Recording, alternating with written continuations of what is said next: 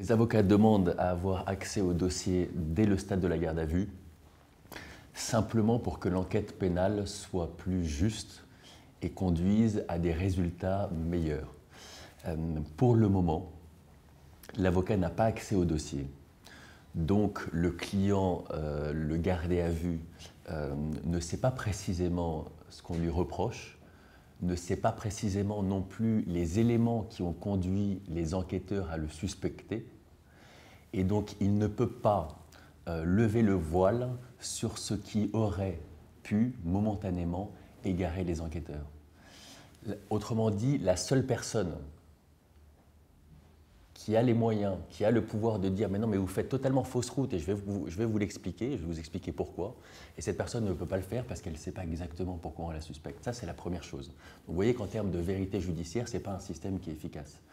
Le deuxième gros problème, c'est que cette inégalité des armes entre les enquêteurs et le gardé à vue peut conduire, et c'est plus grave encore, à des erreurs judiciaires. Pourquoi? Parce que quand une personne est privée de sa liberté, placée dans une situation extrêmement stressante, et lorsqu'on lui pose des questions sans savoir exactement ce qu'on a en tête, les réponses qu'elle donne, eh bien, ces réponses peuvent être le fruit de la vérité, c'est vrai, mais aussi de la surprise, de l'embarras, de l'inintelligence, de l'incompréhension. Autrement dit, la personne, le gardé à vue, peut être conduit à s'auto-incriminer, à dire des choses inexactes, et des choses inexactes qui plus tard pourront justifier sa condamnation à une lourde peine. Donc, accéder au dossier pour l'avocat, c'est aussi une possibilité de mettre fin ou d'essayer de réduire le nombre des erreurs judiciaires. Et à cet égard, et c'est un exemple qu'on donne souvent, tout simplement parce qu'il est très parlant, très significatif, mais dans l'affaire Patrick Dils, par exemple, les enquêteurs avaient obtenu en garde à vue 3 aveux de 3 personnes différentes, alors que la justice nous a appris par la suite qu'aucune de ces 3 personnes n'était coupable. Donc la question qu'il faut que tout le monde se pose, c'est pourquoi est-ce que des personnes innocentes s'auto-incriminent en garde à vue? Est-ce que c'est parce qu'elles subissent une pression physique des officiers de police judiciaire? Non.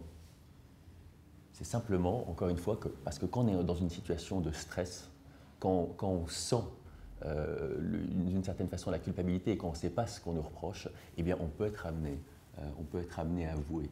Et la deuxième question, puisque nous on cherche à améliorer l'enquête pénale, la deuxième question c'est est-ce que ces personnes auraient avoué un crime qu'elles n'ont pas commis en garde à vue si un avocat, connaissance prise du dossier, avait pu leur redonner la confiance de leur innocence, avait pu leur dire « oui, vous êtes dans une situation très particulière, mais moi j'ai consulté le dossier, rassurez-vous, c'est une mesure qui est simplement faite pour des vérifications, mais au dossier, il n'y a rien qui contredit ce que vous me dites, il n'y a rien qui contredit votre thèse, donc soyez confiants, ne vous laissez pas déstabiliser, vous êtes innocent, et la garde à vue et l'enquête pénale le démontrera. » Donc, dans cette affaire Patrick Dils, s'il y avait eu un avocat qui avait eu accès au dossier, ces 3 personnes n'auraient pas avoué, et pour l'une d'entre elles, ça lui aurait évité des années de prison.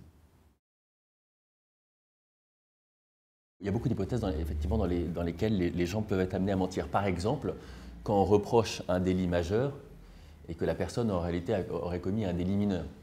Bon, elle ne sait pas précisément ce qu'on lui reproche. D'accord ? Mettons qu'on la suspecte d'un meurtre. Elle ne sait pas vraiment pourquoi elle est là, mais elle sait que le jour du meurtre, elle vendait du shit. Bon, qu'est-ce qu'elle va faire, cette personne? Elle pense qu'elle est en garde à vue pour quoi? Pour une cession de stupéfiants. D'accord? Donc, qu'est-ce qu'elle va faire? Elle va mentir sur son emploi du temps de la veille. Et ce mensonge, il pourra plus tard, devant une juridiction, donc devant des assises, si c'est un meurtre, être considéré comme une preuve de sa culpabilité, non pas pour la cession de stupéfiants, mais pour le meurtre. Le principal droit, c'est le droit de la défense. C'est-à-dire qu'il y a différents principes. Le droit de la défense, ça implique quoi? Ça implique une égalité des armes entre, d'une part, les autorités de poursuite et d'enquête, et d'autre part, les droits de la défense. La question qu'on se pose dans l'égalité des armes et les droits de la défense, c'est est-ce que les droits de la défense, donc ceux qui éclairent le côté positif, doivent bénéficier des mêmes armes que l'accusation. Vous voyez bien que d'emblée, la réponse, elle semble évidente. On ne comprendrait pas pourquoi l'autorité de poursuite aurait des avantages dont ne disposerait pas la défense. Ça n'a aucun sens. Bon. Et malgré l'évidence de la réponse, il se trouve qu'aujourd'hui, il y a une inégalité. Et qu'il y a toute une phase qui est très importante. Parce que croyez-moi, tout ce qui se passe pendant l'enquête, tout ce qui est dit en garde à vue, tout ce qui est dit pendant cette période un peu sombre, un peu obscure et surtout non contradictoire, ça a une importance décisive devant les juges. Et donc cette réponse, elle est évidente, mais aujourd'hui, malheureusement, il y a encore une inégalité. C'est-à-dire que la défense ne dispose d'aucun élément pendant le stade de l'enquête, alors que les enquêteurs, eux, sont omniscients, ils connaissent tout du dossier. Aujourd'hui, le rôle de l'avocat, pendant une garde à vue, malheureusement, il est un petit peu dérisoire. L'avocat, qu'est-ce qu'il fait? Donc il est appelé par l'officier de police judiciaire, il se rend en garde à vue, et là, il a un entretien pendant 30 minutes avec son client. Et ça, il faut que vous figuriez un petit peu ce que ça représente. C'est-à-dire que la personne a été privée de sa liberté. Elle est stressée, elle est angoissée. Son avocat arrive. L'avocat, dans ces cas-là, c'est comme un médecin, si vous voulez. C'est vraiment la personne vers qui le gardé à vue va se confier. Et c'est surtout la personne dont il attend une réponse, dont il attend des éclairages. Et nous, qu'est-ce qu'on fait une fois qu'on arrive en garde à vue? Eh bien, on ne fait rien. On n'a aucune réponse à apporter. Il faut s'imaginer ce que c'est pour nous de décevoir à ce point notre client. Parce que donc on arrive, on ne sait rien, donc on ne peut donner aucune information. Et la seule chose qu'on peut dire en réalité, c'est parlez-nous, vous, des raisons pour lesquelles vous imaginez qu'on aurait pu vous arrêter. Et à partir de ce moment-là, la question qui va se poser, c'est est-ce qu'on va conseiller à notre client de parler alors même qu'il ne sait pas ce qu'on lui reproche, ou est-ce qu'on va conseiller au contraire à notre client le silence, non pas dans une stratégie de voyou qui consisterait à dissimuler la vérité, mais simplement dans une stratégie de rééquilibrage des forces, en disant à notre client, écoutez, si on a vraiment des choses contre vous, dans 24, dans 48 heures, vous serez déféré devant un juge, soit une juridiction de jugement, soit un juge d'instruction. À ce moment-là, nous, on pourra avoir accès au dossier. Donc peut-être que le plus sage est que vous vous taisiez et que vous attendiez d'être déféré devant un juge. Et à ce moment-là, on discutera. À ce moment-là, on s'expliquera avec le juge. Pourquoi? Parce qu'à ce moment-là, on saura précisément ce qui vous est reproché. Et donc, et pardonnez-moi de cette réponse un petit peu longue, mais parce qu'on en arrive à un autre point essentiel, c'est que si l'avocat a accès au dossier au garde à vue, les clients, les gardés à vue, arrêteront de se taire, comme c'est souvent le cas, pendant la garde à vue. Et le résultat, ce sera quoi? Le résultat, ce sera des enquêtes qui avanceront beaucoup plus vite. Le résultat, ce sera des dossiers qui arriveront devant le juge et qui auront déjà été bien avancés. Et donc, ça sera une justice plus efficace, en plus d'être plus juste. Invoquer les besoins de l'enquête, ça veut dire que si on donne l'accès au dossier en garde à vue, les enquêtes progresseront moins rapidement. Autrement dit, si on veut aller jusqu'au bout du raisonnement, et ça a été dit par certains syndicats de police, ça veut dire qu'on ne fait pas confiance à l'avocat. C'est-à-dire qu'on pense que si l'avocat a accès au dossier en garde à vue, il y aura des fuites. Il y aura des fuites vers l'extérieur. Bon, et à cette critique, qui a été faite à plusieurs reprises, nous, on a une réponse très simple. C'est que les avocats font partie d'une profession réglementée. Une profession réglementée qui est soumise à une déontologie stricte, qui sanctionne sévèrement toute atteinte au secret. Donc un avocat qui ne respecterait pas le secret de l'enquête, qui donnerait des informations vers l'extérieur à propos de l'enquête et du dossier, serait strictement sanctionné et pourrait même perdre sa capacité à exercer ses fonctions. Notre enquête pénale repose toujours sur la culture de l'aveu dans la mesure où on crée volontairement un déséquilibre entre les enquêteurs et la défense, précisément pour placer le gardé à vue dans une situation instable, incertaine et stressante, propice, selon les officiers de police judiciaire, propice à l'aveu. Mais vous voyez bien que cette vérité, on ne la cherche pas par un dialogue sain à armes égales, on la cherche simplement par un travail de surprise et de déstabilisation.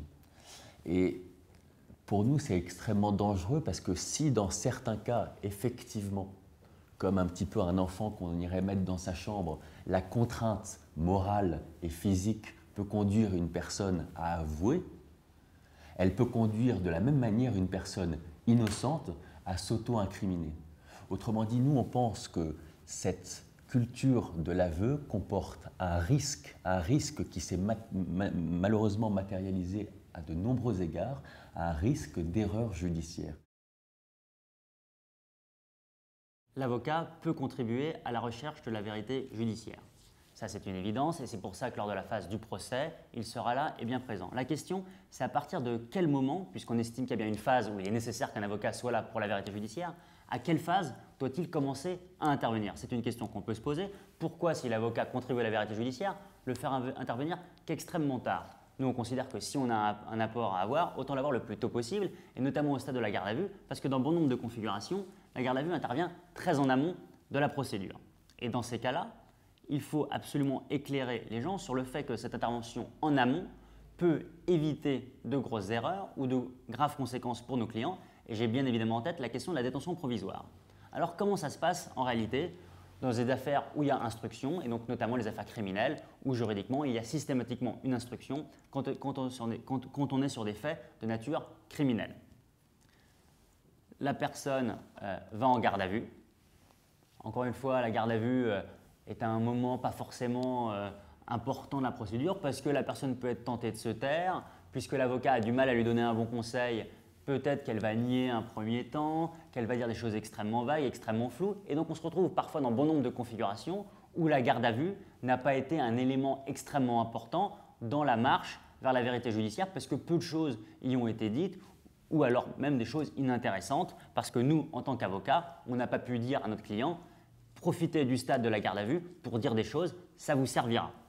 Et donc, on a cette garde à vue qui se finit, il y a ce qu'on appelle le déferment et on arrive devant un juge d'instruction qui va pouvoir mettre en examen et, via un autre juge qu'on appelle juge de la liberté et de la détention, placer en détention provisoire. Donc, on quitte les policiers et on arrive vers des magistrats du siège, vers des juges qui peuvent avoir donc cette décision extrêmement lourde qui s'appelle la détention provisoire, c'est-à-dire enfermer quelqu'un avant même qu'il ait été jugé sur le fond. Et en matière criminelle, on part très facilement pour 1 an de détention provisoire. Donc des choses extrêmement graves, extrêmement sérieuses. Et bien comment ça se passe? Le client sort de garde à vue, il arrive devant le juge. Le juge va l'interroger une première fois, ça s'appelle l'interrogatoire de première comparution, où à son terme, il peut être mis en examen. On voit bien qu'au moment où ce juge va prendre cette décision-là, il ne va pas la prendre avec les mêmes éléments s'il a un procès verbal de garde à vue qui fait 25 pages, où le client a pu répondre à beaucoup de questions de manière circonstanciée, de manière intéressante, de manière importante. Et donc, quelque part, le dossier a déjà été défriché, il y a déjà plus d'informations dans le dossier. Et donc, le juge, au stade de la mise en examen, va pouvoir regarder ce qu'il y a, voir ce qui a été dit en garde à vue, se dire toutes ces questions ont d'ores et déjà été posées. Parfois, il commence par une première question qui serait confirmez-vous vos déclarations de garde à vue? Oui, elles sont confirmées. Donc, on considère que ce qui a été dit est bel et bien là. Et on pose d'autres questions plus subtiles qui s'appuient sur les questions antérieures. Et donc, à la fin de cet interrogatoire, le juge d'instruction va avoir les infos récupérées en garde à vue et en plus, les infos qui correspondront aux questions qu'il aura lui-même posées. Plus d'informations, une décision plus éclairée qui décide de la mise à examen ou non et peut-être du renvoi devant un juge de la liberté et de la détention qui pourra placer en détention provisoire. Donc, réussir à mettre l'avocat en garde à vue, ça permet d'avoir des gardes à vue plus productives, plus constructives et donc de faire que la phase d'instruction devant le juge et cet interrogatoire de première comparution soit plus utile, plus efficace, plus riche et d'éviter un recours qui parfois est vécu par les avocats comme quasi systématique à la détention provisoire, faute d'information.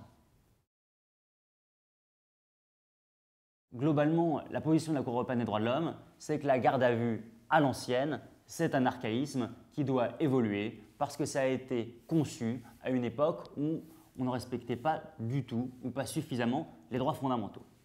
Et donc la Cour européenne des droits de l'homme a un rôle essentiel en matière d'évolution de la garde à vue parce que bien souvent, spontanément, certains États, notamment la France, ne sont pas capables de faire spontanément évoluer leurs droits applicables à la garde à vue. Ce que j'ai en tête, c'est que la garde à vue a énormément évolué ces dernières années. Suite à la phase 2010-2011, l'avocat désormais peut assister à l'ensemble de la garde à vue. Ce n'était pas le cas auparavant.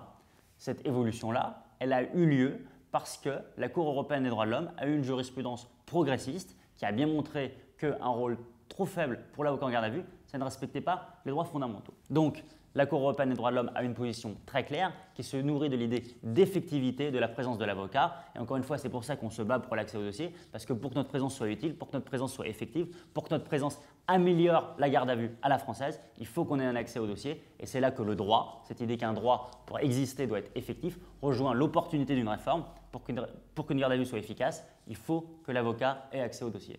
Dans un arrêt ultérieur, l'arrêt Sapane, la Cour européenne des droits de l'homme a encore précisé ce qu'elle entendait, et là elle a été plus radicale. Elle a dit qu'un avocat qui n'avait pas accès au dossier ne pouvait pas prodiguer un conseil véritablement utile à son client. Le droit européen aujourd'hui applicable en France se distingue, se construit à partir de deux branches. Il y a d'abord le droit qu'on appelle de la CEDH, de la Convention européenne des droits de l'homme, et qui est un droit autonome, exclusivement axé sur les droits fondamentaux.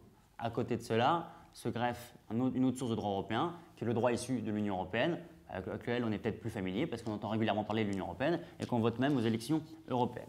Ce droit se construit différemment, avec un Parlement, avec une commission, et ce Parlement, cette commission, le Conseil des ministres, bref, les institutions de l'Union européenne peuvent adopter des textes.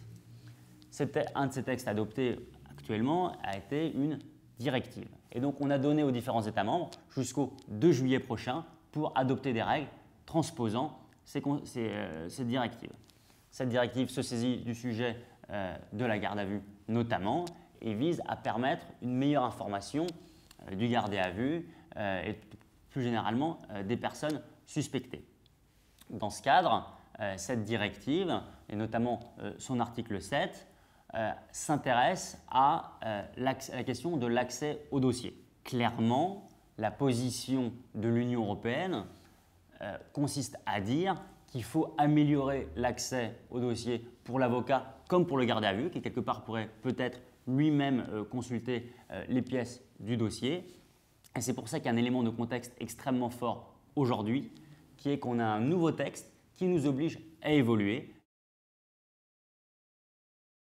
Peut-être qu'il est utile de faire du droit comparé pour dire que ce n'est pas une lubie d'avocat français fou furieux qui veut absolument avoir toutes les pièces de l'enquête. Il existe dans bon nombre de pays proches de nous un accès au dossier pour l'avocat en garde à vue. Alors, il est difficile parfois de trouver du droit comparé. Il y a une étude de 2009-2010 qui dit que sur un échantillon de 33 pays, il y en a 20 où il y a l'accès au dossier. Ça date déjà de 2009-2010. Et si vous lisez l'étude d'impact qui accompagne le projet de loi qui a été donné aux sénateurs, on a un peu de droit comparé et vous vous apercevrez que l'Allemagne, l'Espagne, l'Italie, la Pologne et bien d'autres pays donnent l'accès au dossier à l'avocat en garde à vue, y compris ce sont parfois des évolutions extrêmement récentes parce que c'est comme ça, la garde à vue, elle change. La garde à vue avant, c'est un moment de contrainte ou exclusivement orienté vers l'aveu, elle est en train de changer. L'avocat est rentré d'abord une première fois avec cet entretien d'une demi-heure, maintenant il est là en permanence et la logique évidente, le sens de l'histoire, c'est de lui donner un vrai rôle et c'est d'avoir l'accès au dossier. Le texte de transposition aujourd'hui, il est décevant parce que l'amélioration à minima, elle est en réalité négligeable. On vous propose d'avoir accès, par exemple, aux procès-verbaux d'audition de garde à vue.